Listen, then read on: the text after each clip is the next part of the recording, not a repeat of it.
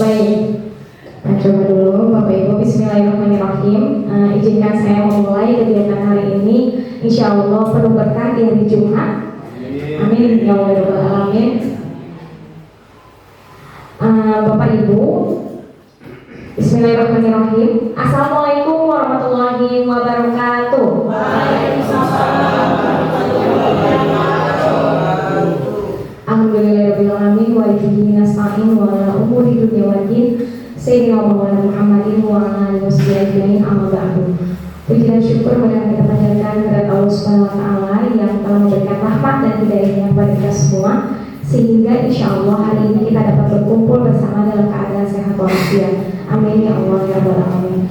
Salawat dan salam semoga tercurah dilimpahkan kepada junjungan kita Nabi besar Muhammad Sallallahu Alaihi Wasallam, kepada para pengikutnya dan umatnya hingga akhir zaman. Yang terhormat Bapak Kepala Sekolah SDN Gedung Halang 2 Kota Bogor, yang pada kesempatan hari ini Bapak Ibu beliau tidak bisa hadir karena sedang sakit. Kita doakan beliau semoga lekas sehat kembali. Amin ya Allah. Dan semoga Bapak Ibu yang kurang sehat pun kembali sehat seperti sedia kala. Amin ya Allah.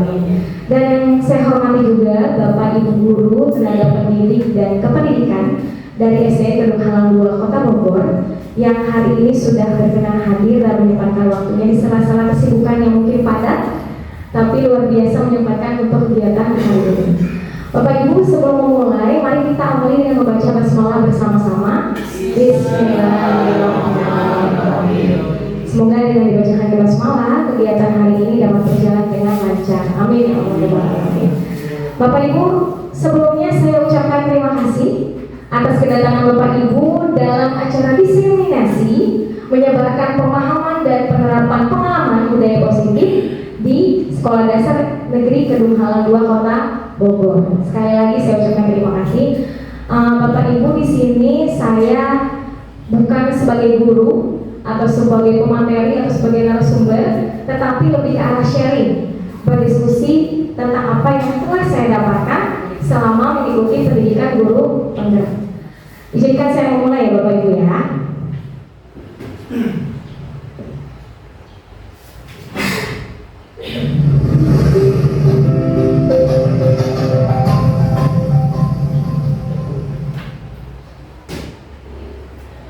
Ya baik Bapak Ibu, itu sebagai intro ya.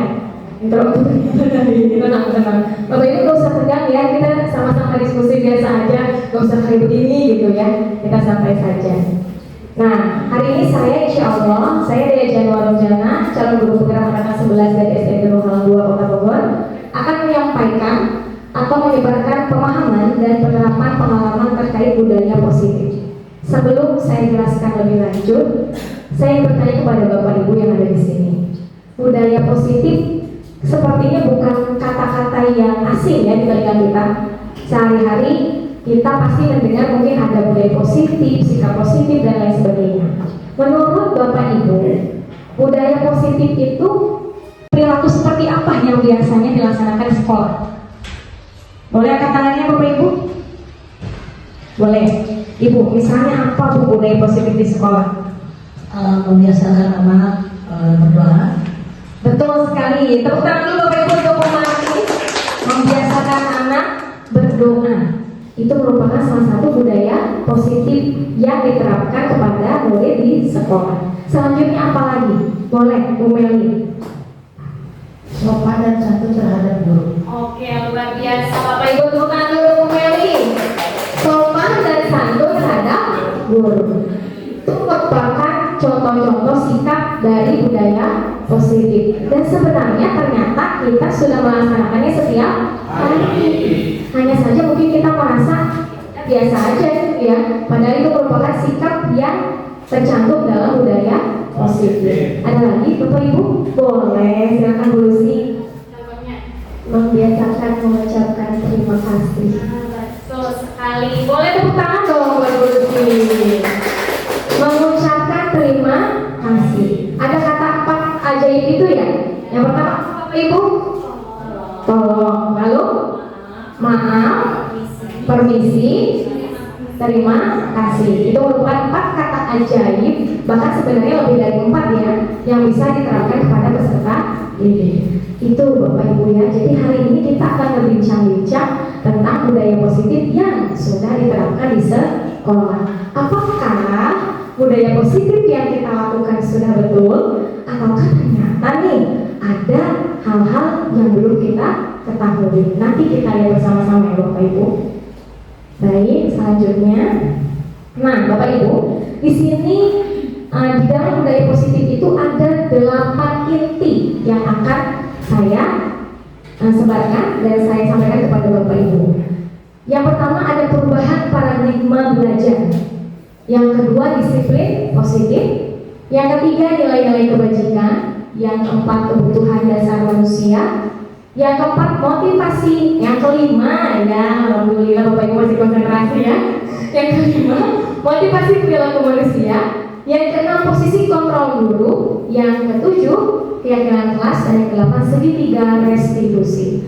Mungkin Bapak Ibu ya, di dalam 8 ini ada beberapa kata yang mungkin baru didengar atau udah biasa didengar. Nanti kita akan bahas secara bersama-sama. Sebelumnya tadi saya lupa mengecek semangat dari Bapak Ibu semua ya. Coba kamu semangat. Semangat.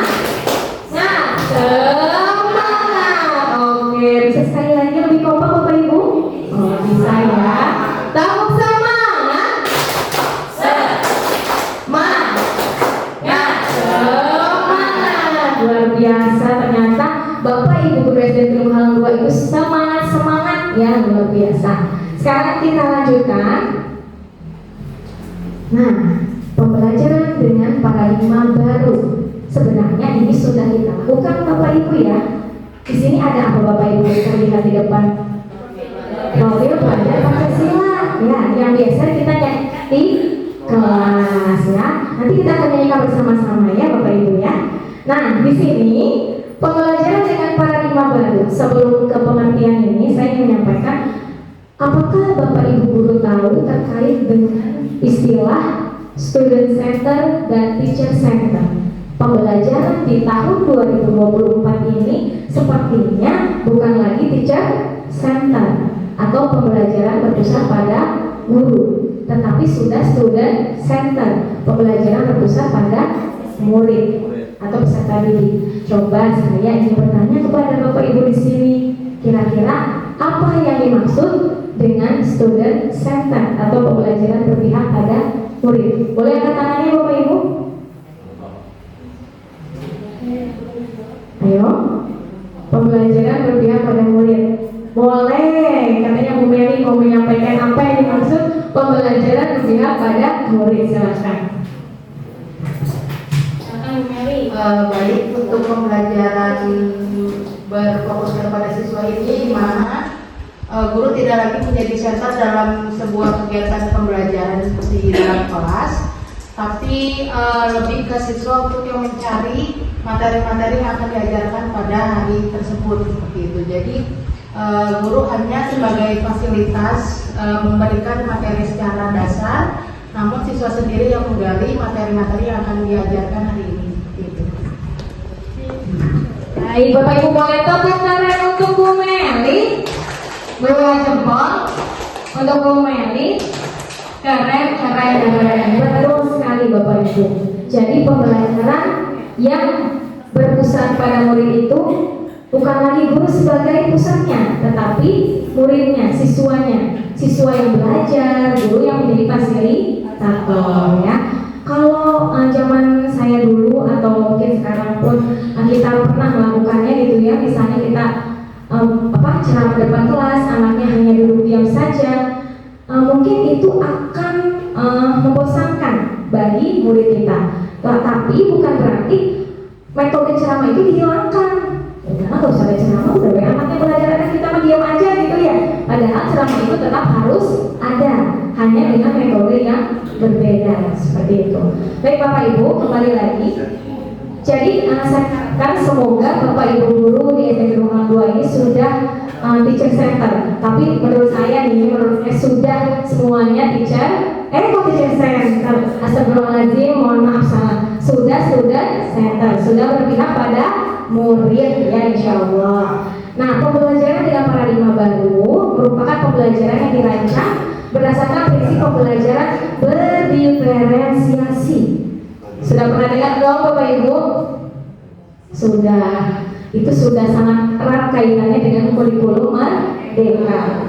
Pembelajaran berdiferensiasi sehingga para peserta didik belajar sesuai dengan kebutuhannya. Bapak Ibu, pembelajaran berdiferensiasi ini merupakan pembelajaran yang menyesuaikan dengan kebutuhan murid.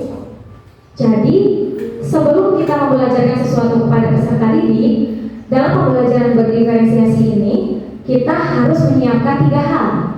Kita bisa melihat dari 3 hal. Yang pertama dari readiness. Readiness ini adalah kesiapan belajar murid. Bapak Ibu, apakah yakin dari rumah ke sekolah mereka siap belajar dengan pemahaman yang sama? Iya, tentu beda ya Bapak Ibu ya. Jadi sebagai guru yang pertama diperhatikan adalah kesiapan belajarnya. Setelah kesiapan belajar, oh anak A mah ini teh baru paham 1 tambah 1, anak B mah angka 1 aja belum kenal, misalnya itu. Itu merupakan analisis kita untuk mengetahui kesiapan belajar murid. Itu. Yang kedua, minat. Minat saya dengan Bu Penny pasti berbeda. Minat Bu Rika dengan Bu Lucy pasti berbeda. Nah, murid itu dari murid kita yang minimal itu 28 ya, 28 sampai 30 tentu mempunyai minat yang berbeda-beda. Ada yang sukanya main bola gitu ya Bu ya. Ada yang sukanya nyanyi. Di kelas T ada yang belajar itu misalnya dia senangnya itu sambil jalan-jalan. Ada yang dia nggak perhatiin, kelihatannya kayak ngobrol gitu ya, padahal dia memperhatikan. Ada yang dia harus sambil ngeliatin gitu ya belajar tuh. Ada yang seperti itu. Nah itu termasuk ke dalam yang ketiga, yaitu profil belajar murid. Jadi yang pertama tadi terkait dengan kesiapan belajar. Yang kedua minat. Yang ketiga profil belajar murid.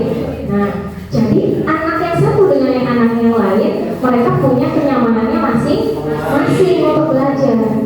Misalnya murid A nyamannya itu dengan dia berang-berang aja gitu keliling kayak toap gitu ya. Padahal itu dia sedang belajar. Ada juga yang dia hanya melihat tapi dia paham, atau yang kita kenal dengan gaya belajar. Ada kinestetik, ada audio, ada visual, bahkan ada yang audio visual. Itu terkait dengan diferensiasi. Jadi bagaimana seorang guru menyesuaikan dengan kebutuhan belajar murid. Berdasarkan apa Bapak Ibu? Berdasarkan tahap perkembangan sesuai psikologinya, psikologi modern ya yang sekarang, untuk mewujudkan profil belajar Pancasila. Nah, ini sebelumnya kita coba. Yang pertama apa Bapak Ibu? Boleh coba Bapak Ibu. Yang kedua ini berkebinekaan global. 3 mandiri. Yang keempat bergotong royong. 5 kreatif. Dan terakhir bernalar kritis. Terima kasih banyak Bu Penny. Boleh sambil nyanyi ya Bapak Ibu ya. Gerakannya sambil duduk boleh. 1, 2, 3. Pelajar Pancasila beriman dan bertakwa pada Tuhan Yang Esa dan berakhlak mulia, berkebinekaan global, gotong royong mandiri, kreatif dan bernalar kritis. Oke, tepuk tangan dulu buat Ibu semua. Nah, Bapak Ibu, itu tadi profil belajar Pancasila. Ya. Baik, kita lanjutkan. Miskonsepsi tentang teori kontrol, ya. Ada ilusi yang sebenarnya kita lakukan, mungkin pernah kita lakukan ya Bapak Ibu. Yang pertama, miskonsepsi itu artinya kesalahpahaman yang selama ini kita lakukan di sekolah. Mudah-mudahan kita tidak pernah melakukannya ya, tapi mungkin pernah, dan itu mungkin bisa tidak diulang kembali. Ilusi guru mengontrol murid. Selama ini kita merasa bisa seenaknya mungkin ya mengatur murid, meminta murid seperti apa. Saya beri contoh, misalnya kamu kok terlambat, misalnya ya Bapak Ibu.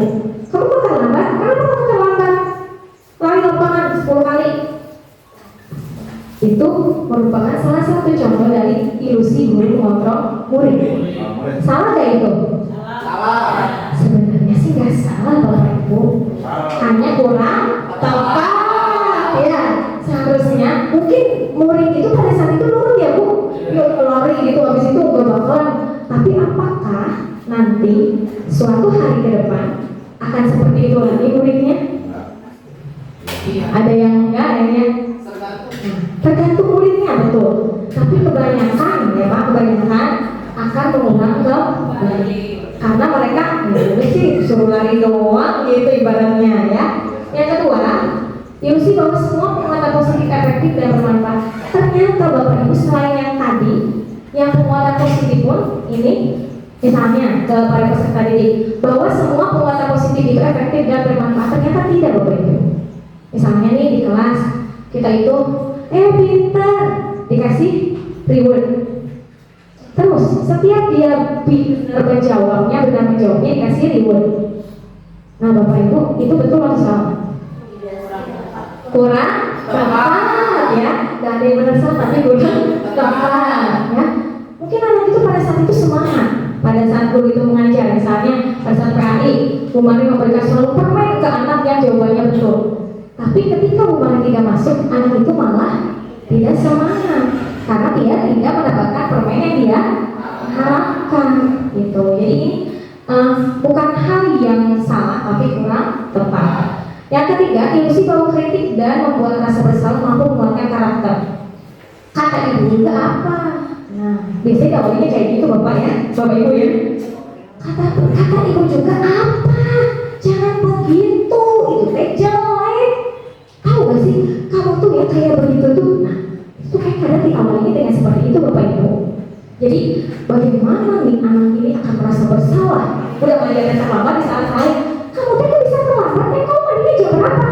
Ibaratnya kayak begitu Bapak Ibu. Ini yang ketiga, ilusi bahwa kritik dan membuat rasa bersalah mampu menguatkan karakter. Kan sebenarnya yang kita harapkan dia disiplin. Padahal dalam hati kecilnya, oke pada saat itu, ya Bu saya tidak akan terlambat lagi. Tapi apakah dia sadar bahwa itu salah? Sadar, pada saat itu saja. Dan dia tidak tahu esensinya emang kenapa. Biasanya gini, emang Bapak Ibu tahu kenapa saya terlambat? Itu kan? Padahal yang seharusnya kita lakukan adalah bertanya. Nanti kita akan bahas selanjutnya. Yang terakhir, ilusi bahwa orang dewasa berhak memaksa. Yang besar, yang sudah dewasa itu saya apa kamu? Kamu ngajarin saya. Padahal tidak boleh seperti itu. Padahal kita sebagai orang dewasa seharusnya memberikan contoh yang baik kepada anak. Ini ilusi-ilusi kita, kita tuh guru teh ternyata punya kontrol seperti ini, padahal itu salah atau kurang tepat ya Bapak Ibu. Kita lanjutkan. Nah, kita ubah paradigma yang tadi ada di pikiran kita. Mengubah paradigma, saya bisa mengontrol saya. Padahal hanya diri kita yang bisa mengontrol diri kita sendiri. Jangan mau dikontrol oleh orang lain. Seperti itu. Dan ditanya, dan kembali ilusi orang lain, ilusi murid dikontrol nih sama saya. Padahal Bapak Ibu, yang hanya bisa mengontrol murid itu dirinya sendiri. Kita hanya bisa memberi arahan. Ya, kita lanjutkan. Saya bisa mengontrol orang lain. Padahal kita tidak bisa mengontrol orang lain. Kadang Bapak Ibu, anak itu kan baper misalnya ya. Misalnya gini, itu soalnya dia kan mau nemenin saya misalnya gitu kan. Padahal dia tidak bisa mengontrol diri temannya. Yang dia bisa lakukan adalah memahami dirinya sendiri. Kira-kira kenapa kamu gak ditemenin sama dia? Jadi sebagai guru nanya, kira-kira kenapa? Jangan, iya dia emang gak nemenin kamu ya gara-gara ini. Jangan fokus kepada kesalahan. Lalu pemaksaan ada pada saat bujukan gagal. Misalnya Bapak Ibu udah ngasih tahu anak dipaksa susah gitu ya, mau ayo kamu tuh baca misalnya gitu. Akhirnya sama Bapak Ibu dibujuk. Ya, jadi terbalik Bapak Ibu, pertama dibujuk, ternyata gagal, akhirnya dipaksa. Ini berhasil, tapi hanya pada saat itu. Dia akan mengulangi kesalahannya lagi. Maka diganti menjadi kolaborasi dan konsensus menciptakan pilihan-pilihan baru. Ajak anak yang mungkin dianggap melakukan hal yang tidak sesuai, ngobrol. Kamu tahu kamu melakukan apa? Tahu Bu? Misalnya ini saya kasih contoh ya Bapak Ibu. Misalnya ada anak yang dia nulisnya yang mengganggu temannya. Ya, temannya lagi nulis dicolok matanya misalnya. Nah, itu merupakan salah satu hal yang harus kita perhatikan baik-baik. Jadi anaknya itu diajak ngobrol. Jangan langsung, kenapa kamu nyolok mata anak itu? Jangan langsung ke kata kenapa. Kamu tahu gak yang kamu lakukan itu salah? Beri dia jeda untuk menstabilkan emosinya. Kamu tahu gak yang kamu lakukan itu salah? Tahu Bu. Lalu kenapa kamu melakukan itu? Habisnya dia begini. Lalu kita sebagai guru, memang semua manusia itu pernah melakukan kesalahan kok. Jadi kita itu menstabilkan emosi dia dulu. Tapi yang kamu lakukan itu benar atau salah, baru ke memvalidasi tindakan. Biar dia sadar gitu. Salah. Stimulus respon ke pendekatan teori kontrol. Bapak Ibu di sini ada 1, 2, 3, 4, 5, 6, 7, 8. Ada 8 pendekatan teori. Yang sebelah sini adalah stimulus respon. Yang awalnya dulu kita berpikir seperti ini nih Bapak Ibu ya. Nanti kita akan ubah menjadi teori kontrol tentang dunia. Yang pertama kita bahas ya Bapak Ibu. Realitas kebutuhan kita sama. Kita berpikir wah semuanya ini kita sama gitu ya Bu ya. Padahal realitanya kebutuhan kita itu berbeda. Bu Mega dengan Bu Meli beda kebutuhannya. Betul tidak? Betul. Ya, jadi ini beda. Bayangkan Bapak Ibu murid yang ada 28 kelas, mereka punya kebutuhan yang berbeda. Beda. Saya mau udah bisa baca Bu, saya mau gak mau belajar A sampai Z lagi, saya mau udah bisa baca gitu kan. Yang satu, saya mau belum bisa tapi huruf naon gitu kan ibaratnya. Jadi realitanya kebutuhannya berbeda. Ini yang harus kita terapkan di pikiran kita sebagai guru. Kebutuhan peserta didik berbeda. Yang kedua, semua orang melihat hal yang sama. Padahal setiap orang memiliki gambaran yang berbeda. Ya, pasti ini unik. Makanya kenapa ada istilah murid itu unik karena berbeda. Yang ketiga, kita mencoba mengubah orang agar berpandangan sama dengan kita. Padahal kita tidak bisa, Bapak Ibu, mengubah pikiran orang lain. Saya mengubah pikirannya Pak Eko seperti ini begini. Gak bisa, karena Pak Eko punya pikirannya sendiri. Tugas kita apa? Ini sebagai guru ya di sini. Tugas kita berusaha memahami pandangan orang lain tentang dunianya. Ya, Bapak Ibu, menurut Ki Hajar Dewantara, kita itu seperti petani atau seperti pengukir ya. Tapi pada konteks ini saya menyampaikannya sebagai petani dan murid itu sebagai tanaman yang dirawat dengan baik. Coba kalau Pak Ilyas nih ngerawat tanaman, dikasih pupuknya yang jelek kok, nggak disiram-siram gitu kan, nanti lama-lama bakalan gimana Pak tanamannya? Layu, mati.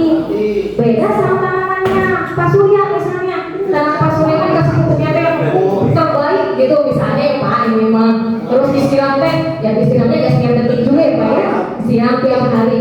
Kira-kira tanamannya bagaimana Pak Surya? Subur, bagus ya Bapak Ibu ya. Nah, begitupun dengan murid. Murid kalau dirawat dengan baik, diberikan dengan baik, maka dia akan tumbuh menjadi murid yang baik. Nah, selanjutnya, perilaku buruk dilihat sebagai suatu kesalahan. Jeng-jeng gitu ya Bapak Ibu. Setiap kita melihat anak yang nakal, kamu teh salah misalnya. Ini contoh di SD Antar Berantai Bapak Ibu kan di sini ya. Jadi contoh. Padahal, kemudian Bapak Ibu, bentar. Nah, kita mencoba perilaku buruk dilihat sebagai suatu kesalahan. Padahal semua perilaku itu memiliki tujuan. Contoh, anak yang berantem. Kita kan pasti melihatnya siapa yang duluan, gitu kan? Saya tahu. Padahal mereka punya tujuan masing-masing. Bisa jadi yang mukul pertama itu tujuannya karena dia sebelumnya dicubit misalnya sama temannya. Yang mukul satu lagi bisa jadi karena dipukul juga oleh temannya. Tapi kita kadang terlalu fokus kepada siapa yang pertama mukul, siapa yang pertama mulai. Padahal kita terus tanya selanjutnya, sebenarnya apa latar belakangnya? Kenapa? Jadi tanyanya itu bukan ke satu orang dan bukan fokus pada kesalahan, tapi fokus pada tujuan. Ada tujuan apa nih? Gitu misalnya ya Bapak Ibu ya. Nah ini orang, oh ada cara lain nggak misalnya dengan tidak cara seperti itu? Itu nanti masuknya ke keyakinan. Nanti akan ada juga pembahasan selanjutnya. Dan yang terakhir semoga terlihat ya Bapak Ibu ya. Model berpikir menang kalah. Siapa yang salah? Siapa yang betul? Mungkin seperti itu ya sebelumnya. Ternyata kita harus menciptakan model berpikir menang. Jadi anak itu tidak ada yang merasa bersalah, tapi diganti dengan sadar diri dua-duanya bahwa yang mereka lakukan itu adalah suatu hal yang tidak baik atau kurang baik. Kita lanjutkan. Nah Bapak Ibu, disiplin positif. Boleh, disiplin itu ternyata Bapak Ibu berasal dari kata apa? Disiplina yang artinya belajar. Disiplin mengacu pada disiplin diri yang memiliki tanggung jawab terhadap apa yang dilakukannya berdasarkan nilai-nilai yang diyakini. Jadi Bapak Ibu, ternyata kata disiplin yang selama ini kita dengar itu ternyata artinya belajar. Bagaimana diri kita belajar? Bagaimana kita ini membelajarkan diri, mendisiplinkan diri, sehingga nanti kita mempunyai tanggung jawab terhadap apa yang dilakukan berdasarkan nilai-nilai yang diyakini. Boleh, disiplin positif boleh dibaca oleh Bu Rika. Apa kira-kira artinya? Satu, cara penerapan disiplin yang bertujuan untuk menumbuhkan kesadaran serta memberdayakan peserta didik tanpa imbalan penghargaan atau reward, ancaman atau hukuman. Bapak Ibu bisa tepuk tangan dulu untuk Bu Rika ya, biar nggak kayak segini gitu ya Bapak Ibu ya. Nah di sini disiplin positif merupakan salah satu cara penerapan disiplin yang bertujuan untuk menumbuhkan kesadaran. Perlu digarisbawahi ya Bapak Ibu, kesadaran. Apa Bapak Ibu sekali lagi? Kesadaran. Serta memberdayakan peserta didik tanpa imbalan, ancaman, atau hukuman. Oh berarti boleh ya? Nggak boleh dikasih reward teh? Boleh, tapi harus tepat pada tempat. Setiap hari Bapak Ibu kasih reward gitu ya, nanti akan jadi ketagihan. Nurut sih nurut, tapi kecenderungannya karena reward ya, karena penghargaan. Sama nanti ada pembahasannya bagaimana kita sebagai guru menaati menaati keyakinan yang ada di sekolah. Apakah semata-mata kan kita ingin mendapatkan imbalan, ataukah karena ancaman aku takut dihukum kepala sekolah misalnya, atau karena hukuman? Nanti akan kita bahas bersama-sama. Bapak Ibu, sebagai pendidik, tujuan kita adalah menciptakan peserta didik yang memiliki disiplin diri, kesadaran penuh atas dirinya, sehingga mereka berperilaku mengacu kepada nilai-nilai kebajikan universal. Nanti setelah ini saya akan bahas tentang nilai-nilai kebajikan universal. Dan memiliki motivasi intrinsik, ini yang paling utama Bapak Ibu. Mempunyai kesadaran diri yang penuh atau kesadaran dari dalam dirinya. Kalau ini kira-kira dari dalam atau dari luar Bapak Ibu? Imbalan penghargaan itu dari luar atau eksternal. Kalau ancaman dari luar, eksternal. Hukuman dari eksternal ya. Nah, kita PR-nya adalah untuk menumbuhkan motivasi intrinsik atau internal dalam perubahan perilaku ke arah yang lebih baik ya. Nah, Bapak Ibu, nilai-nilai kebajikan, nilai yang disepakati bersama terlepas dari suku bangsa mana, agama mana, bahasanya mana, maupun latar belakang. Di sini ada contoh nilai kebajikan dari beberapa institusi atau organisasi. Dari profil pelajar Pancasila Bapak Ibu sudah tahu ya, yang tadi beriman dan bertakwa, lalu berakhlak mulia, berkebinekaan global, gotong royong, mandiri, kreatif, dan berakhlak. Ini merupakan nilai-nilai yang ada di profil pelajar Pancasila yang harus kita terapkan murid. Ternyata selain profil pelajar Pancasila, ada juga dari organisasi lain. Banyak sekali, ini hanya ada 3 Bapak Ibu. Sebenarnya ada lebih dari 3. Saya cantumkan sini 3. Di sini ada Ibu Primary Years Program atau PYP, bagaimana di dalamnya dia menyampaikan bahwa setiap manusia itu sebaiknya memiliki nilai-nilai ini. Apa Bapak Ibu yang pertama? Boleh saya mau dengar suara bapak-bapaknya nih. Coba Pak Agus bisa dibaca.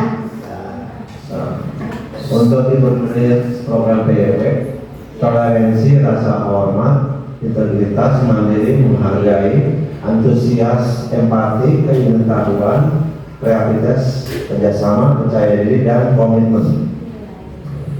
Terima kasih untuk Pak Agus, Bapak Ibu. Jadi ada toleransi, rasa hormat, integritas, mandiri, menghargai, antusias, empati, keingetahuan, kreativitas, kerjasama, percaya diri, dan komitmen. Jadi tidak hanya ini ya Bapak Ibu, nilai-nilai yang bisa kita terapkan di kelas. Hanya memang berdasarkan kurikulum ini yang paling utama. Ada sebenarnya itu saling berkaitan ya Bapak Ibu ya. Contohnya misalnya seperti menghargai. Kalau dalam profil pelajar Pancasila, menghargai itu maksudnya kemana? Menghargai berkebinekaan global, betul. Kalau di sini kerjasama, maksudnya kemana di sini? Betul. Coba sekarang keterampilan hidup atau life skill. Saya ingin Bu Romi yang membacakan. Silakan Ibu. Keterampilan hidup life skill dapat dipercaya, lurus hati, pendengar yang aktif, tidak merendahkan orang lain, dan memberikan yang terbaik dari diri. Tepuk tangan Bapak Ibu. Terima kasih Ibu. Nah, yang ketiga ada keterampilan hidup atau life skill, dapat dipercaya, lurus hati, pendengar yang aktif, tidak merendahkan orang lain, dan memberikan yang terbaik dari diri. Ini merupakan nilai-nilai yang bisa nanti kita terapkan di keyakinan kelas ke depannya. Kita lanjutkan. Nah Bapak Ibu, kebutuhan dasar manusia. Kita manusia Bapak Ibu? Iya, yang bagus manusia lah budaya, masa apa gitu ya. Nah ini kebutuhan dasar manusia adalah segala sesuatu yang kita lakukan untuk mendapatkan apa yang kita inginkan. Seluruh tindakan yang kita lakukan memiliki tujuan tertentu, dan semua usaha terbaik yang kita lakukan adalah dalam rangka agar kebutuhan dasar kita terpenuhi dengan baik. Sebelum saya ke slide selanjutnya, saya mau bertanya kepada Bapak Ibu, kebutuhan dasar manusia itu apa saja? Kebutuhan dasar: makan, sandang, pangan, papan, betul. Bisa lebih didetailkan lagi, misalnya apa gitu? Makan, minum, itu udah pasti ya Bapak Ibu ya. Apalagi? Pakaian, betul. Apalagi Bapak Ibu? Tempat tinggal, betul. Kendaraan, betul. Apalagi? Kayaknya ada yang satu sebenarnya itu penting Bapak Ibu. Teman hidup. Oh, akhirnya terjawab, teman hidup.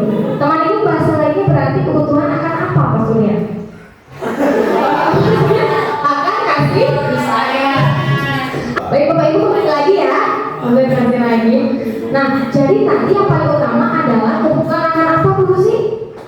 Sandang, papan, dan tadi kasih sayang. Kasih sayang dan kesenangan juga. Apakah betul? Kita lihat ya. Tidak ada betul salah ya Bapak Ibu, hanya memastikan.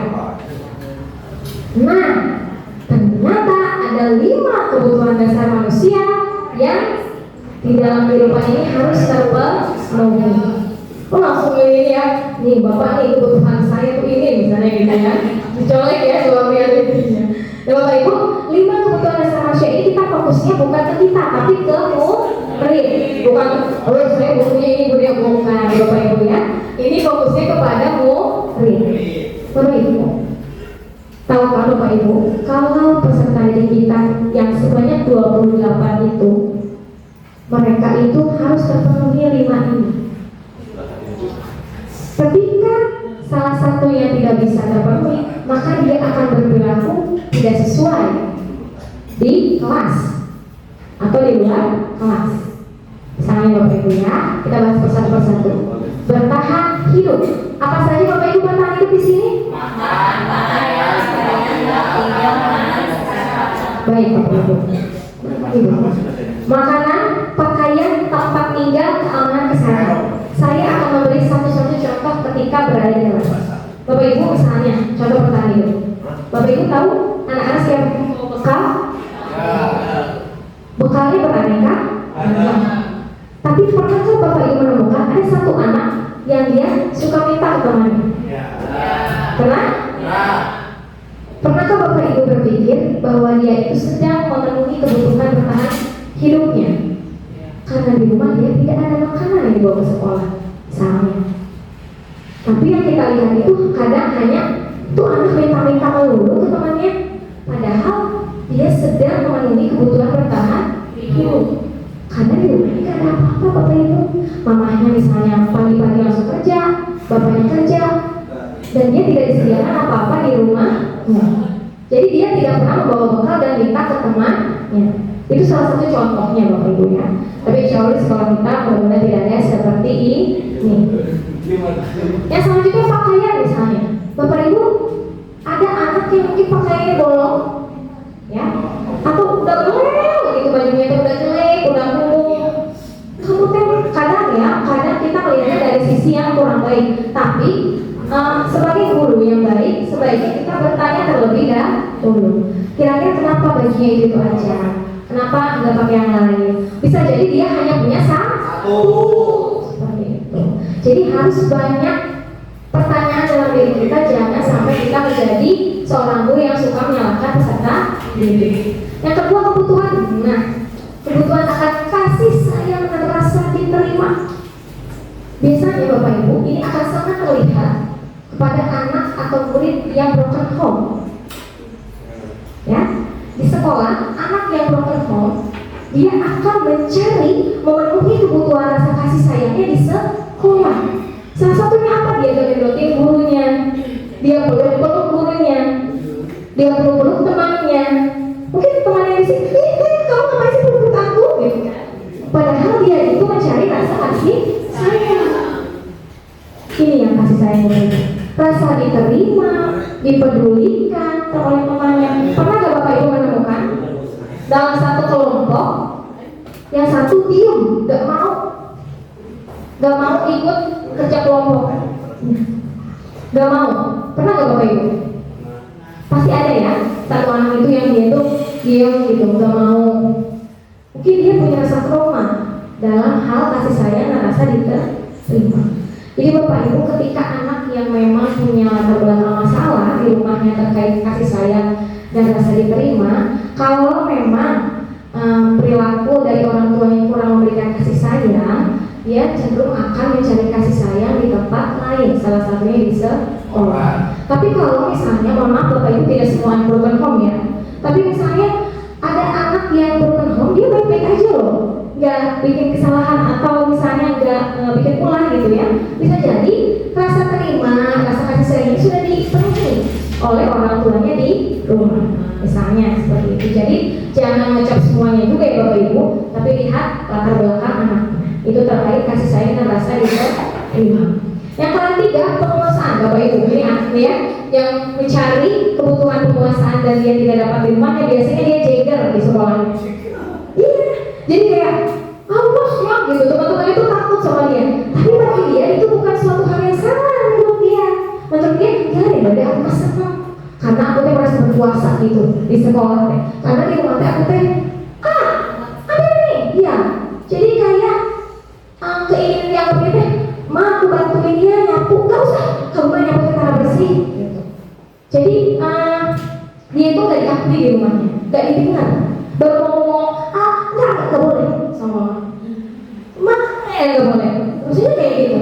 Jadi di sekolah, ini Bapak Ibu saya mah jadi aja ya gitu ya. Jadi pengusahanya itu dia ingin menguasai teman-temannya. Nih, aku nih ingin menunjukkan keakuannya. Ini salah satu kebutuhan yang kadang anak mencari di sekolah. Yang keempat adalah kebebasan. Ini biasanya di rumah dia dikekang oleh orang tuanya. Ini bekalnya udah siapin, kamu pulang nanti gini ya. Pas nyampe sekolah lari-lari, gak bisa diam Bapak Ibu. ya. Sampai kita, kamu kenapa nggak bisa diam mama? Karena di rumahnya dia nggak boleh lari. Pada akhirnya dia lari-larinya di mana Bapak Ibu? Di sekolah. Karena kebutuhan akan kebebasan ini tidak terpenuhi di rumah. Kan mandiri, memiliki pilihan, dia nggak dikasih pilihan. Mengendalikan anak dirinya nggak dikasih. Jadi sampai sekolah dia ingin bebas. Ada satu kasus Bapak Ibu di salah satu TK. Jadi anaknya itu di sekolah melawan gurunya. Nah, jadi gurunya itu kata guru itu nantang ke gurunya itu. Ya sok ibu begini. Esoknya orang tuanya datang ke TK-nya. Ternyata Bapak Ibu, anak itu di rumahnya itu penurut sekali. Nurut sama Bapak Ibu, kayak manipulasi ya jadinya. Jadi memanipulasi orang tua. Orang tua itu merasa anaknya terbaik, paling baik. Di rumah itu gak pernah tuh ngelakuin kesalahan-kesalahan kayak kata ibu gurunya. Padahal anak itu malah manipulasi. Oh mama nih di rumah aku dulu aja sama mama. Pas di sekolah kelihatan dia pengen bebas, menunjukkan hal sisi lain dari dirinya. Dan itu orang tua itu tuh nyalahin gurunya. Enggak, ini gurunya aja kan cara ngajarin salah. Padahal bukan seperti itu. Ya, ini contohnya Bapak Ibu. Yang terakhir kesenangan, bermain, humor, antusias, tertawa, lagi belajar kehayu, seserian gitu anak ya. Kemudian kenapa tahu melulu misalnya gitu kan? Bisa jadi di rumahnya itu dia tidak bahagia atau tidak senang, nggak happy gitu. Jadi dia mencari kebahagiaan di sekolah. Bapak Ibu pernah dengar nggak? Orang yang sering humor atau yang sering bercanda, bisa jadi dia punya hal yang dia sembunyikan di rumahnya. Anak ya Bapak Ibu, ini konteksnya bukan kita, ini nanti curhat-curhatan Bapak Ibu nih. Enggak, yang humor itu banyak ya, urus itu tenang aja. Jadi dia itu memenuhi kebutuhan dasarnya yaitu kesenangan. Tidak hanya dengan humor, bisa jadi dengan bermain jalan-jalan gitu ya. Jadi Bapak Ibu, fokus ya Bapak Ibu ya, dan tertawa gitu. Bapak Ibu bisa bayangkan kalau salah satu murid kita aja dia punya kekurangan kebutuhan dasar semuanya itu. Bagaimana menurut Bapak Ibu? Boleh? Bu Mega, menurut Bu Mega kalau misalnya anak-anak ini tidak terpenuhi ini, apa yang akan terjadi di sekolah? Mungkin anak kita akan berperilaku dengan tidak sewajarnya, yang tidak sesuai dengan diarahkan oleh guru. Tapi di sisi lain juga kita harus memahami kondisi anak sendiri yang tadi sudah dijelaskan oleh Bu Dea. Jadi kita tidak boleh menjudge anak dengan hal yang negatif, karena barangkali ada perilaku yang tidak baik itu karena ada latar belakang yang sedang dialami dalam kesehatan mentalnya seperti itu. Oke Bapak Ibu, boleh tepuk tangan untuk Bu Mega. Betul sekali. Satu lagi dong, boleh dari laki-laki, Pak Surya. Kira-kira kalau kebutuhan ini tidak terpenuhi gitu ya, bagaimana kira-kira gambaran dari peserta ini? Dan saya mau dua contoh Pak, satu contoh yang tidak terpenuhi ini salah satunya, satu contoh yang terpenuhi semuanya. Bagaimana sikap anaknya?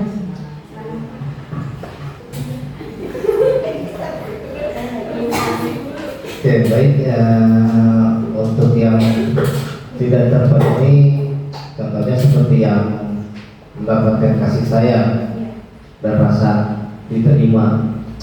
Memang banyak terkadang anak yang tadi sampaikan tadi, ada yang broken home, ada yang selalu melakukan kekerasan mungkin di rumah orang tuanya, sehingga anak mungkin mengalami pelampiasannya di sekolah. Contohnya dia selalu sering dipukul sama orang tuanya. Nah di sekolah itu dia melakukan seperti itu. Apapun yang kesalahan yang dilakukan baik oleh temannya atau orang lain, dia lampiaskan semuanya. Atau misalkan dia memukul temannya atau memukul meja dan sebagainya. Itu salah satu contohnya. Untuk yang Terpenuhi, kalau terpenuhi kira-kira anaknya gambarnya seperti apa?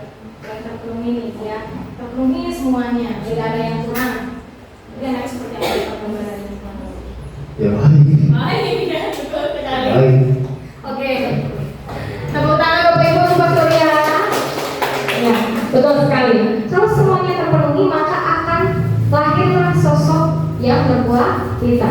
baik dalam diri secara lahir ya maupun batiniahnya ya. Bisa dilanjut ya Bapak Ibu ya. Masih semangat Bapak Ibu? Masih dong ya, luar biasa. Kita lanjutkan. Motivasi perilaku manusia, Bapak Ibu. Ini ada 3. Ada murid kita punya 3 motivasi loh Bapak Ibu dalam dirinya. Ada 3. Yang pertama, untuk menghindari ketidaknyamanan atau hukuman. Yang kedua, untuk mendapatkan imbalan atau penghargaan dari orang lain. Yang ketiga, untuk menjadi orang yang mereka inginkan dan menghargai diri sendiri dengan nilai-nilai yang mereka percaya.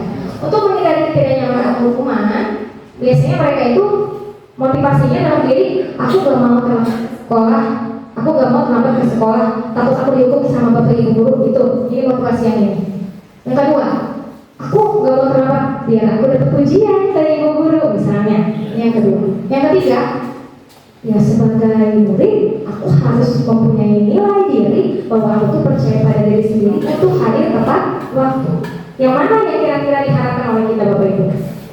Yang kira-kira Bapak Ibu, yang 2 ini motivasinya apa? Eksternal apa internal? Eksternal. Yang ini? Nah, kita lihat. Betul, tepuk dulu Bapak Ibu. Yang ini motivasinya masih eksternal karena ingin dipuji atau takut dihukum oleh orang lain. Sedangkan yang kita harapkan adalah motivasi internal. Setiap peserta didik diharapkan menjadi orang yang mereka inginkan, menghargai diri sendiri dengan nilai-nilai yang mereka percaya. Artinya punya kesadaran sendiri, kesadaran diri. Jadi bagaimana caranya? Hindari memberikan hukuman, pemberian penghargaan berlebihan. Nah tadi berlebihan. Kalau sesekali boleh, tapi tidak boleh berlebihan. Karena segala sesuatu yang berlebihan itu tidak baik ya. Agar meminimalisir motivasi eksternal dalam diri murid. Baik. Bapak Ibu, ini ada 3: hukuman, konsekuensi, restitusi. Hukuman itu biasanya tidak terencana atau tiba-tiba. Murid tidak tahu apa yang akan terjadi atau tidak dilibatkan, bersifatnya satu arah, berupa hukuman fisik atau psikis. Bapak Ibu, sebenarnya kalau misalnya Bapak Ibu minta anak lari di lapangan pada saat pelajaran PJOK, itu termasuk hukuman atau tidak? Bukan, karena itu memang wajar pelajarannya, dan itu bagian dari konsekuensi. Karena kamu terlambat datang 5 menit, maka kamu harus lari lapangan 10 kali. Bapak Ibu bayangkan, anak olahraga 5 menit, teman-teman yang lain itu udah pemanasan, ayo dia baru datang. Nah berarti guru olahraga ini memberikan hukuman berlari di lapangan itu agar dia pemanasan. Itu bagian dari konsekuensi, bukan hukuman. Tapi kalau misalnya Bapak Ibu guru pada saat belajar, anak itu tidak membawa buku catatan, tapi disuruh lari di lapangan, hukuman atau tidak? Karena tidak sesuai. Harusnya ketika anak tidak membawa catatan, ya diajak ngobrol, lalu diberikan solusi yang sesuai. Ya, seperti itu contohnya, ya. Yang kedua adalah konsekuensi. Konsekuensi ini sebenarnya sudah ada dalam kehidupan kita sehari-hari Bapak Ibu, yaitu peraturan sekolah. Tapi ternyata seperti ini kalau peraturan Bapak Ibu. Betul terencana disepakati sesuai peraturan. Murid tetap dibuat tidak nyaman. Sikap guru selalu memonitor murid. Mana nih murid yang nggak menjaga kebersihan gitu kan? Mana nih kuning? Murid tahu kok kalau misalnya dia nggak bersih, dia hukumannya misalnya apa tahu. Tapi akan timbul tidak nyaman dalam dirinya. Itu kalau konsekuensi. Dan yang terakhir adalah restitusi. Restitusi adalah proses menciptakan kondisi bagi murid untuk memperbaiki kesalahan. Yang kedua, proses kolaboratif yang mengajarkan murid untuk mencari solusi sendiri. Jadi diharapkan 3 ini Bapak Ibu, tapi ke restitusi. Bagaimana menciptakan kondisi murid yang bisa memperbaiki kesalahannya. Artinya sadar diri kalau dia salah. Dengan harapan dia tidak mengulangi kesalahan lagi. Kalau ini kan dia pasti nanti ulang lagi gitu kan ya. Kalau ini juga, tapi mungkin lebih mending gitu ya dibandingkan hukuman. Tapi akan menyebabkan ketidaknyamanan bagi murid. Murid akan merasa sangat bersalah. Betul, tapi ternyata bukan itu yang kita harapkan. Yang kita harapkan adalah bagaimana bukan memberikan rasa bersalah kepada murid, tapi memberikan bagaimana dia itu sadar kalau itu salah. Bisa seperti itu Bapak Ibu ya. Jadi proses menciptakan kondisi. Dan yang paling utama adalah kolaborasi. Jadi bagaimana murid diajak mencari solusi sendiri. Lanjutkan, Bapak Ibu, coba saya mau tanya nih. Ada 5 posisi kontrol guru. Ini mah dari saya dulu aja.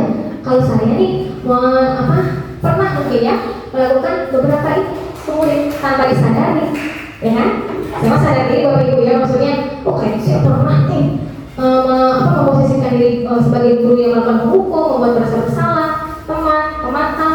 Saya yakin Bapak Ibu mungkin pernah ada di salah satu ini pada saat menghadapi kasus dari peserta didik atau suatu hal dari peserta didik. Yang pertama ada apa Bapak Ibu?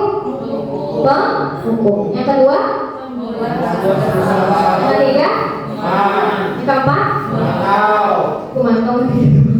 Yang kelima? Kira-kira saya mau bertanya Bapak Ibu, kira-kira Bapak Ibu jawabnya dalam hati aja ya Bapak Ibu ya.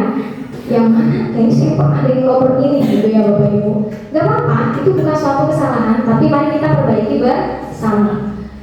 Ini dari kelima ini kira-kira kita harus ada di posisi mana? Teman. 3. Angkat tangan yang memilih teman. Angkat tangan yang memilih pemantau. Apa itu pemantau murid ya misalnya? Nanti ada bedanya Bapak Ibu, ada perbedaannya. Yang kelima, dulu sih, manajer. Oke, nanti kita lihat. Penghukum, pembuat merasa bersalah, teman, pemantau, manajer. Ada perbedaan. Kita lihat. Jeng. Guru sebagai penghukum contohnya seperti ini. Misalnya ada anak yang tidak membawa tugas, dan biasanya nada bicaranya itu keras dan cenderung membentak ya kepada peserta didik ini. Untuk posisi kontrol guru sebagai penghukum ini saya ceritanya acting bagaimana jadi penghukum gitu ya Bapak Ibu. Kamu kenapa nggak ngerjain tugas? Nah biasa suaranya tinggi gitu.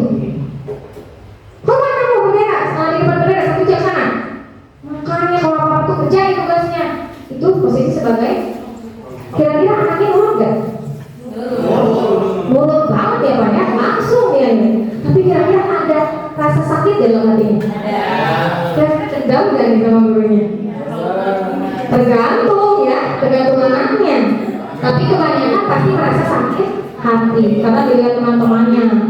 Yang kedua, berapa kali ibu bapak memberitahu kamu selalu saja mengecewakan ibu bapak. Nah, ini pembuat merasa bersalah. Bagaimana seorang guru, kamu pokoknya harus merasa bersalah begitu. Jadi soal salah itu enak deh. Ini posisi pembuat merasa bersalah. Berapa kali sih ibu bapak kamu diulang-ulangi deh. Nah itu biasanya kayak gitu. Pengalaman pribadi juga kayaknya. Wah itu maksudnya. Ini contohnya siswa yang tidak memakai atribut lengkap saat upacara bendera ya kasusnya. Nah, posisi kontrol guru yang selanjutnya adalah teman. Ini nadanya biasanya gak bentar-bentar, cenderung kayak gitu kan gitu. Ayo dong, ikutilah aturan sekolah. Tolong bantu ibu bapak sekali ini aja. Terus kata dia, ya udah, nggak apa-apa. Lain kali jangan kayak gitu lagi ya. Nah, biasanya kayak gitu. Selalu posisi kontrol sebagai teman. Jangan gitu lagi ya. Kayak aku bapak rumah gitu misalnya. Atau kalau maluin ibu sama bapak dulu aja kamu mah. Gitu. Itu memposisikan sebagai teman. Salah nggak tuh itu? Kira-kira nih, salah nggak? Nggak salah, kurang tepat. Anak mungkin akan nurut, tapi dia akan merasa ketergantungan kepada gurunya. Ah bapak itu mau mengalukan ini, nggak apa-apa, tenang aja. Nanti besok saya ramah lagi juga, nggak apa-apa. Gitu lagi, paling misalnya bapak itu ya, iya. Pemantau. Nah, ada suara ini cenderung tegas gitu ya, tapi baik gitu. Kamu sudah melanggar peraturan sekolah. Kamu tahu konsekuensinya? Setelah upacara, kamu beri atributnya kooperasi dan jangan diulangi lagi. Ini betul, tapi tidak menimbulkan kesadaran diri dalam diri peserta didik. Hanya nyuruh beli atribut aja, tapi nggak dikasih tahu kesalahannya apa gitu ya. Dan ternyata kita harus menjadi manajer. Tapi Bapak Ibu ada beberapa pendapat menyampaikan nggak harus Kadang-kadang kita perlu menjadi seorang teman, kadang-kadang menjadi pemantau, tapi jangan menjadi penghukum atau membuat merasa bersalah. Betul sekali, kita kadang-kadang menjadi teman, jadi pemantau, tapi ternyata itu semua akan di-cover oleh manajer.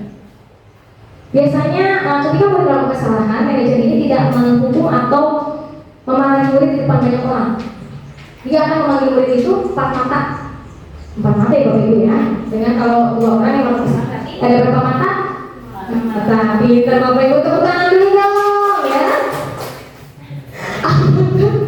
Apakah kamu tahu kesalahanmu? Dan ini nadanya biasanya seperti guru BK gitu ya, karena kita sebagai murid ngobrol. Apakah kamu tahu kesalahanmu? Kira-kira bagaimana kamu memperbaiki kesalahanmu? Jadi fokus di awal pada sadar gak sih kamu tuh ngelakuin hal seperti apa gitu. Jadi jangan tiba-tiba cuci baju, cuci baju, saya cuci WC misalnya gitu kan. Tapi dia nggak tahu emang saya kenapa disuruh cuci WC, saya salah apa, salah saya apa. Jadi kalau manajer itu memposisikan diri bagaimana dia harus sadar diri terlebih dahulu. Kita lihat. Bapak Ibu, coba tebak-tebakan ya Bapak Ibu. Kalau gurunya bilang begini, berarti posisi kontrolnya apa? Saya kecewa sekali dengan kamu. Apa Bapak Ibu? Merasa bersalah. Oke, betul. Membuat merasa bersalah. Ini posisi kontrol ya. Membuat merasa bersalah. Saya kecewa sekali dengan kamu. Biar itu langsung bersalah gitu ya. Nah ini selanjutnya, kamu tidak pernah benar melakukannya.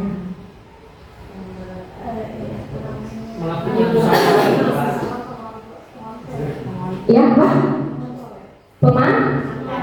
Pemantau, betul. Pemantau, tenang dulu Bapak Ibu.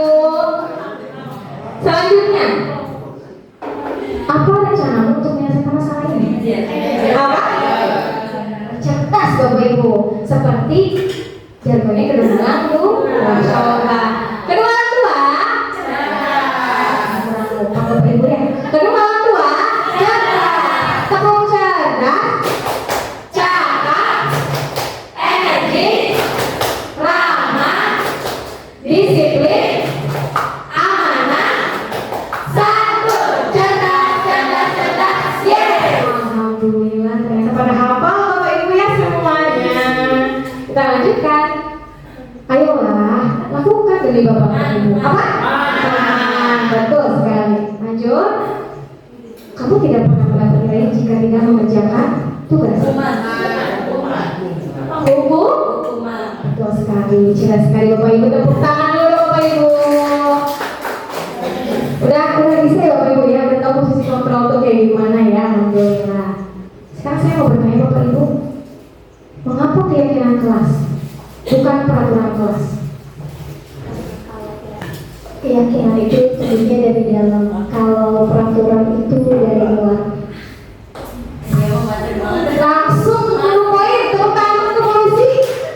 Jawabannya karena keyakinan itu dari dalam, dari intrinsik. Kalau peraturan itu dari eksternal atau luar. Itu langsung ke intinya Bu. Saya gak usah bilangin lagi karena sudah Bu Lucy sampaikan. Jadi Bapak Ibu, kenapa bukan peraturan tapi keyakinan? Karena selama ini ternyata peraturan kelas itu menimbulkan motivasi eksternal, bukan intrinsik. Sedangkan yang kita butuhkan adalah dari dalam, kesadaran diri dari dalam murid. Jadi makanya sekarang diganti jadi keyakinan kelas. Bisa dilanjut Bapak Ibu? Kita lanjutkan. Pembentukan keyakinan kelas Bapak Ibu bersifat abstrak ya, berupa pernyataan universal, dibuat dalam pernyataan positif. Nah, tidak boleh ada kata tidak, dilarang, jangan, tidak, tidak, jadi saya bingung ya Bu. Ya misalnya tidak membawa handphone ke sekolah, itu tidak boleh menggunakan kata tidak. Jangan membuang sampah sembarangan. Itu sebenarnya kalau dikira-kira itu kayak benar ya, tapi ternyata itu kurang tepat. Lalu ada dilarang menginjak rumput, ternyata itu tidak masuk ke dalam keyakinan kelas. Karena di keyakinan kelas ini harus pernyataan yang positif. Sedikit saja agar mudah diingat, gak usah satu paragraf Bapak Ibu yang peraturan apa? Keyakinan kelasnya. Cukup misalnya saling menghormati. Tadi kan kita tahu ya Bapak Ibu nilai-nilai yang diyakini. Nah itu tuh untuk dijadikan keyakinan kelas. Nanti kita lihat bersama. Sesuai dengan kondisi kelas dan sekolah sehingga mudah diterapkan. Ya, kalau untuk membawa handphone kan kita memang nggak bawa ya, jadi nggak usah dimasukin keyakinan kelasnya, ibaratnya seperti itu. Lalu semua warga sekolah dilibatkan saat membuat keyakinan kelas. Jadi Bapak Ibu tahu kan yang sekarang suka ada tinggal print gitu ya. Ternyata saya juga demikian Bapak Ibu, dulu saya langsung print aja gitu. Tapi ternyata harus disepakati, harus sesuai dengan kondisi kelas. Kita lihat. Keyakinan kelas, guru berperan dalam mewujudkan terbentuknya keyakinan sekolah atau kelas dengan adanya kesepakatan antara guru dan murid. Kalau garis bawahnya Bapak Ibu kesepakatan. Udah kesepakatan kelas atau keyakinan kelas? Ternyata kesepakatan kelas dan keyakinan kelas itu sebenarnya boleh diperbolehkan. Hanya mungkin keyakinan kelas yang sekarang bisa dipakai. Dan memang kesepakatan kelas juga bisa dipakai juga gitu. Tapi kalau misalnya Bapak Ibu belum bikin nih, bisa diganti dengan keyakinan kelas. Karena ada nilai-nilai yang diyakini oleh peserta didik. Ya. Keyakinan sekolah atau kelas berupa pertanyaan universal yang mudah diingat, dipahami dan harus diterapkan dalam lingkungan sekolah. Contohnya saling menghormati, menjaga kebersihan. Jadi cuma 2 kata aja Bapak Ibu biasanya: jujur, disiplin, tanggung jawab. Gitu. Bapak Ibu ini ada contoh. Saya mengerti ya. Oke. Bismillahirrahmanirrahim. Assalamualaikum warahmatullahi wabarakatuh.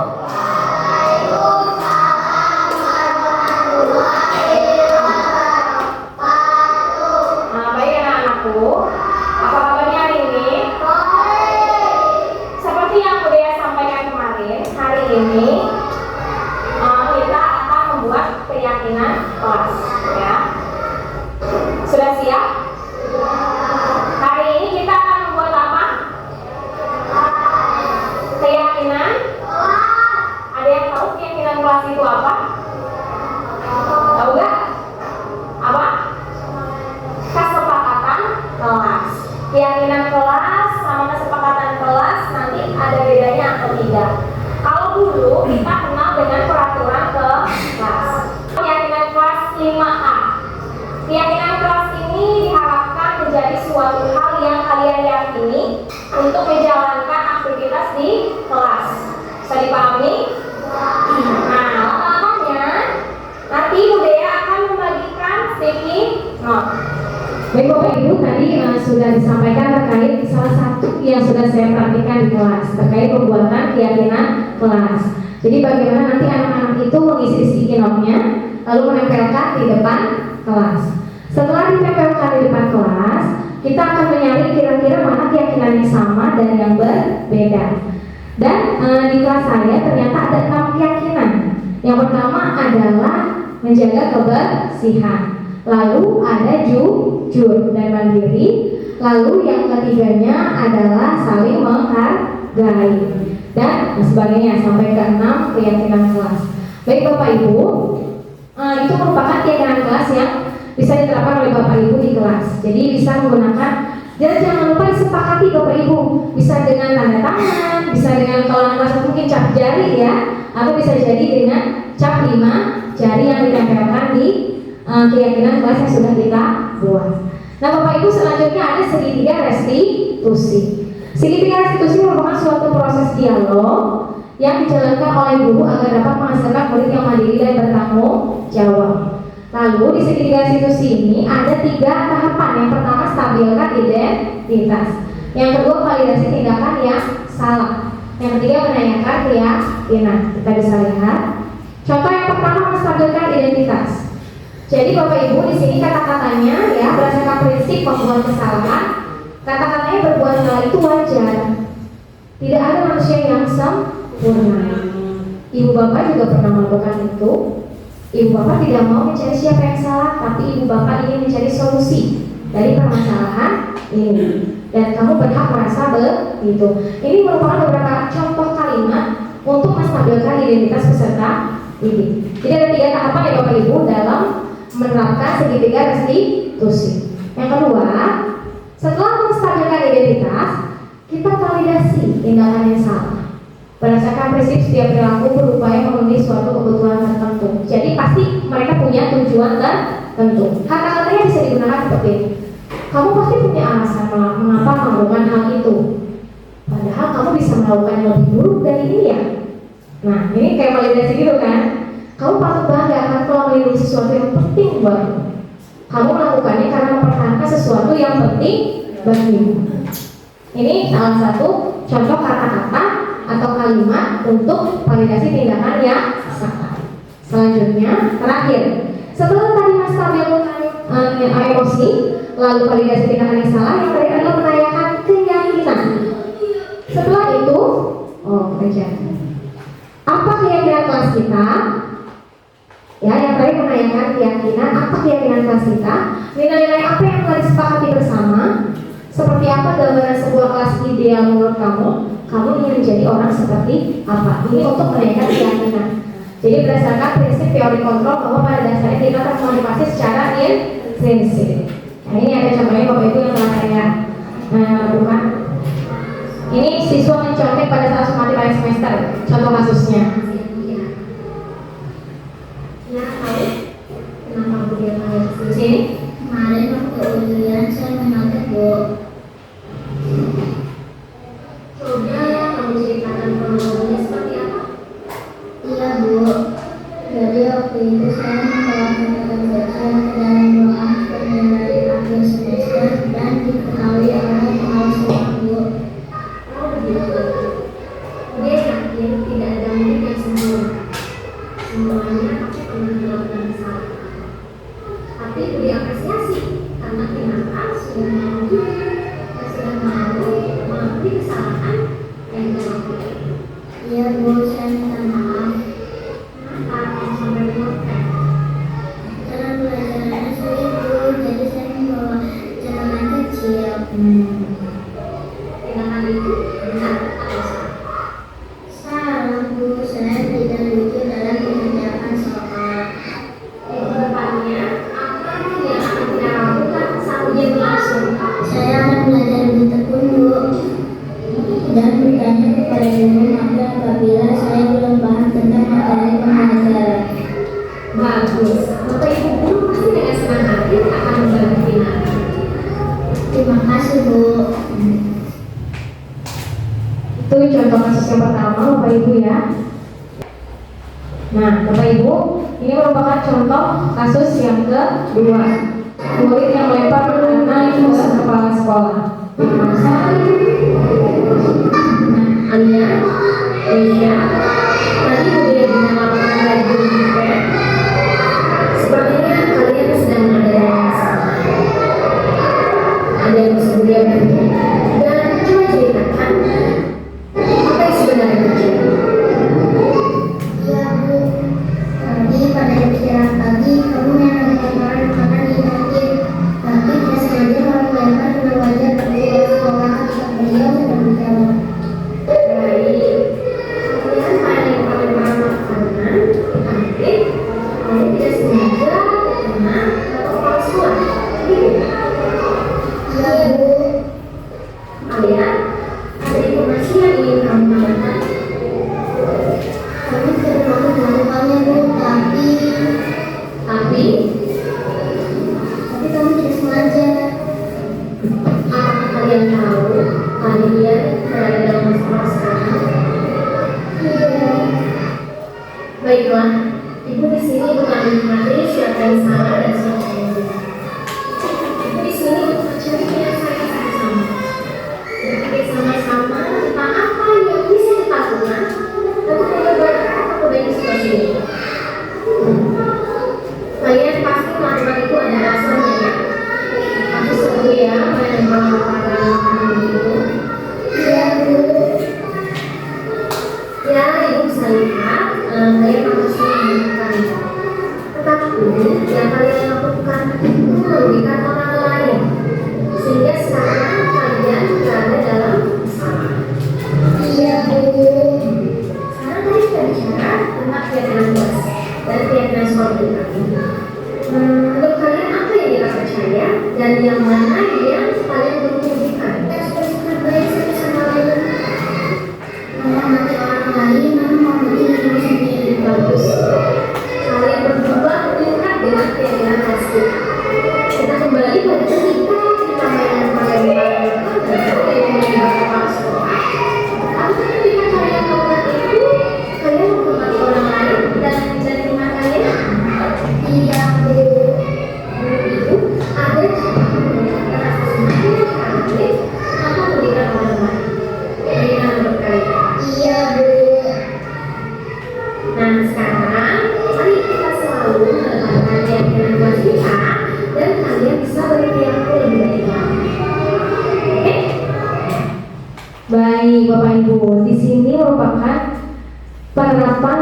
3 institusi, bagaimana posisi guru sebagai manajer. Seperti itu Bapak Ibu. Nah Bapak Ibu, alhamdulillah sudah sampai tahap akhir dari penyebaran pemahaman mengenai disiplin positif atau budaya positif.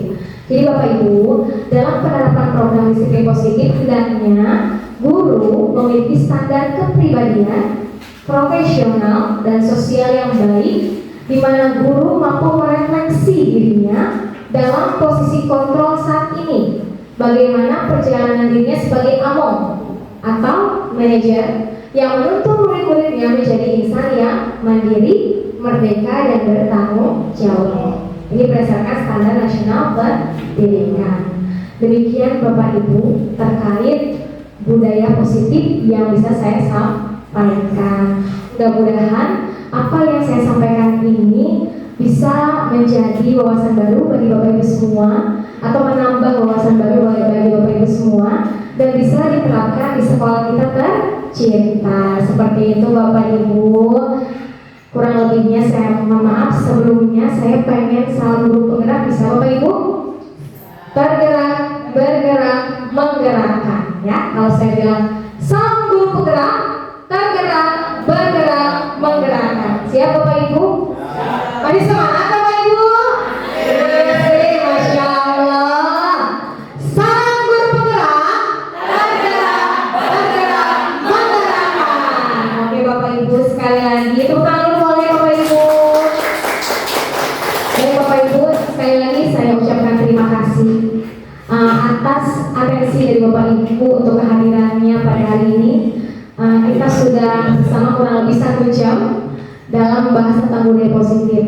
Saya mohon maaf bila ada kesalahan dalam penyampaian, kurang lebihnya mohon maaf, dan ambil yang baiknya, buang yang buruknya. Terima kasih Bapak Ibu, semoga Bapak Ibu sehat selalu. Efek orang tua cerdas. Terima kasih Bapak Ibu. Salam guru penggerak. Oke, terima kasih. Wassalamualaikum warahmatullahi wabarakatuh. Bapak Ibu tadi belum pakai alhamdulillah ya. Ya Bapak Ibu, mari kita tutup dengan membaca hamdalah bersama-sama. Alhamdulillahirabbil alamin. Terima kasih. Wassalamualaikum warahmatullahi wabarakatuh.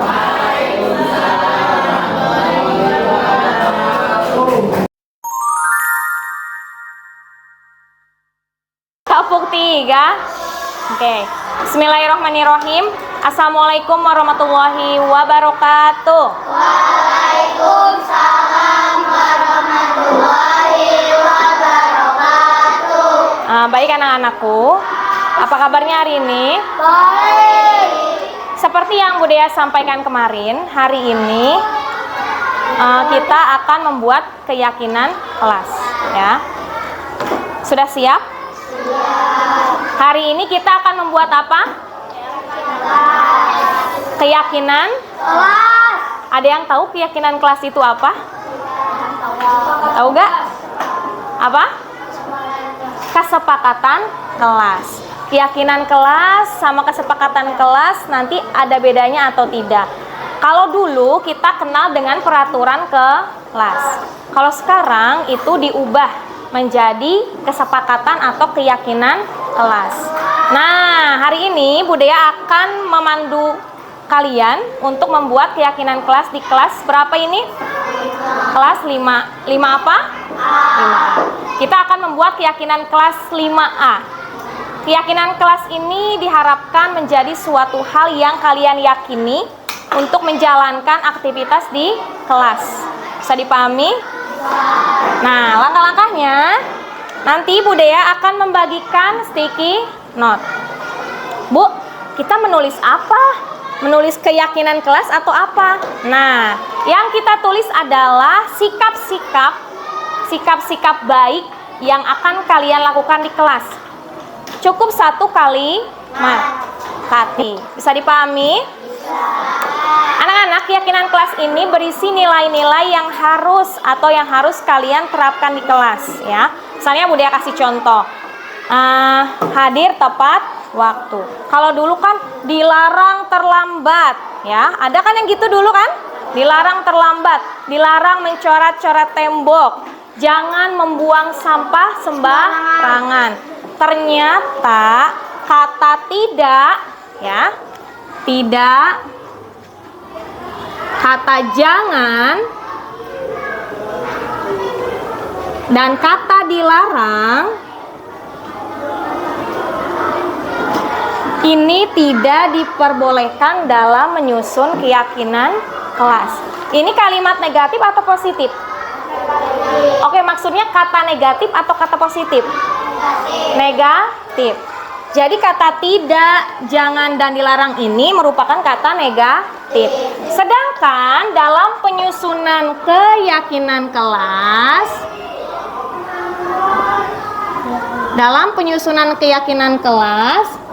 itu harus menggunakan kata yang positif.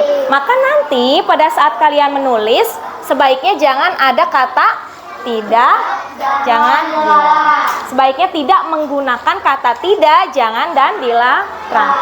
Kan kalau dulu jangan membuang sampah sembarangan. Kalian ganti dengan kata yang positif. Seperti apa Bu kata positifnya? Misalnya membuang sampah pada tempatnya. Misalnya tidak terlambat diganti menjadi hadir tepat waktu. Bisa dipahami? Bisa. Oke, sekarang Budaya akan membagikan sticky note. Silahkan kalian siapkan pulpennya untuk menulis, ya.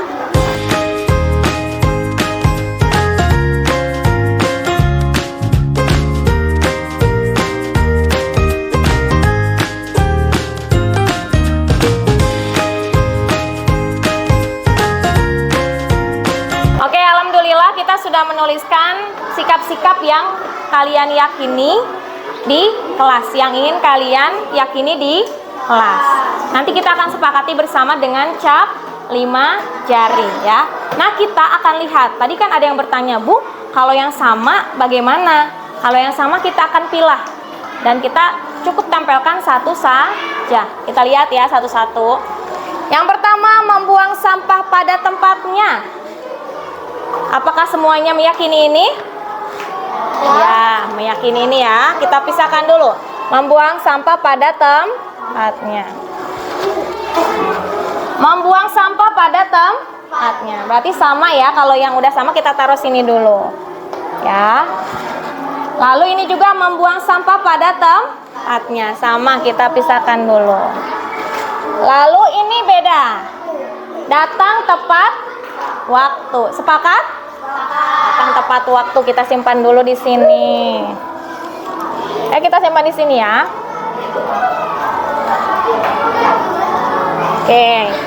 Selanjutnya, berbicara yang baik-baik agar tidak merugikan diri sendiri. Berbicara yang baik, sepakat? Oke, kita simpan dulu. Ini nanti kita lihat nilai apa yang terkandung di dalamnya. Baik anak-anak, ternyata ini yang sama ada banyak sekali ya, nggak apa-apa. Nanti kita akan pilih beberapa.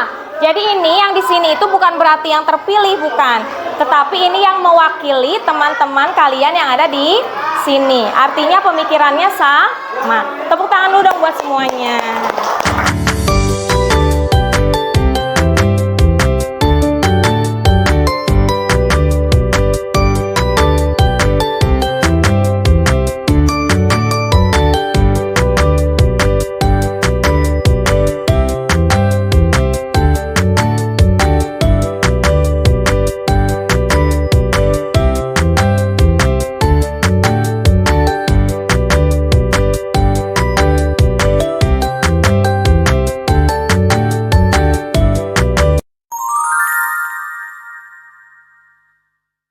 Assalamualaikum warahmatullahi wabarakatuh. Perkenalkan nama saya Yesa dari kelas 5A. Assalamualaikum warahmatullahi wabarakatuh. Perkenalkan nama saya Senja, saya dari kelas 5A. Assalamualaikum, perkenalkan nama saya Bilal dari kelas 5A. Assalamualaikum warahmatullahi wabarakatuh. Perkenalkan nama saya Rizky dari kelas 5A. Assalamualaikum warahmatullahi wabarakatuh. Perkenalkan nama saya Alvira dari kelas 5A. Assalamualaikum warahmatullahi wabarakatuh. Perkenalkan nama saya Naila dari kelas 5A. Sangat senang dan menyenangkan menyenangkan karena bisa membuat kesepakatan kelas. Saya senang bisa menuliskan kesepakatan kelas. Sangat penting untuk menjaga ketertiban kelas. Penting kenyamanan kelas. Untuk menjaga ketertiban kelas. Untuk melatih kedisiplinan. Untuk menanamkan sikap menghargai. Assalamualaikum warahmatullahi wabarakatuh. Halo Bapak Ibu guru hebat. Perkenalkan, nama saya Dea Januar Nurjana. Saya calon guru penggerak dari SDN Kedung Halang 2, Kota Bogor. Pada kesempatan hari ini, alhamdulillah saya telah melaksanakan diseminasi penyebaran pemahaman terkait modul 1.4 yakni budaya positif. Alhamdulillah pada hari ini hari Jumat tanggal 23 Agustus tahun 2024 Bapak Ibu guru dan Bapak Kepala Sekolah menghadiri acara hari ini. Walaupun memang Bapak Kepala Sekolah berhalangan hadir karena sedang sakit, namun alhamdulillah semua guru yang ada di SDN Kedung Halang 2 Kota Bogor dapat menghadiri acara diseminasi pada hari ini. Baik itu guru kelas maupun guru mata pelajaran. Terkait dengan keyakinan kelas yang telah saya laksanakan, saya telah melaksanakan pembuatan keyakinan kelas pada minggu sebelumnya, sehingga pada saat diseminasi saya sudah siap untuk menyampaikan atau menyebarkan pemahaman terkait dengan keyakinan kelas. Yang selanjutnya, alhamdulillah perasaan saya hari ini sangat senang karena diseminasi sudah berjalan dengan lancar. Apa yang ingin disampaikan sudah tersampaikan dengan baik. Saya sudah menyampaikan terkait dengan pemahaman budaya positif, ada segitiga restitusi, ada keyakinan kelas, perubahan paradigma, posisi kontrol, dan lain sebagainya. Alhamdulillah sudah tersampaikan kepada Bapak Ibu guru di SDN Kedung Halang 2 Kota Bogor. Semoga dengan disampaikannya hal-hal tersebut dapat menjaga semangat dan membudayakan budaya positif lebih mendalam lagi di SDN Kedung Halang 2 Kota Bogor.